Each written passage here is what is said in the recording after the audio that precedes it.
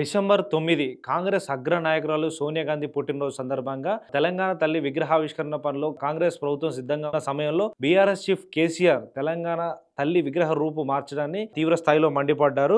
ఇదొక మూర్ఖపు చర్యగా ఆయన వర్ణించారు. తెలంగాణ తల్లి విగ్రహాన్ని మార్చడం కరెక్ట్ పనేనా, అసలు ప్రభుత్వాలు చేయాల్సిన పనేనా అంటూ ఆయన తీవ్ర స్థాయిలో మండిపడ్డారు. ఆదివారం బీఆర్ఎస్ ఎల్పీ సమావేశంలో ఎమ్మెల్యేలు, పార్టీకి సంబంధించిన ఎమ్మెల్యేలు, ఎమ్మెల్సీలతో పాటుగా ఆయన సమావేశమయ్యారు. ఈ సమావేశంలో భాగంగా ఈ అంశంపై కేసీఆర్ వాళ్ళతో చర్చించారు. ప్రభుత్వాలు మారినప్పుడల్లా తెలంగాణ తల్లి విగ్రహాలు మారుస్తారా అంటూ కేసీఆర్ ప్రశ్నించారు. ప్రభుత్వం ప్రజల సమస్యలపై దృష్టి పెట్టాలి తప్ప ఇలాంటి పేర్లు మార్చడాలు, రూపాలు మార్చడాలు ఏంటని కేసీఆర్ ప్రశ్నించారు. ఇక ఉద్యమం సమయంలో తెలంగాణ తల్లి అందించినటువంటి స్ఫూర్తిని అసెంబ్లీలో ప్రజలకు వివరించాలని కేసీఆర్ పార్టీ నేతలకు నిర్దేశించారు.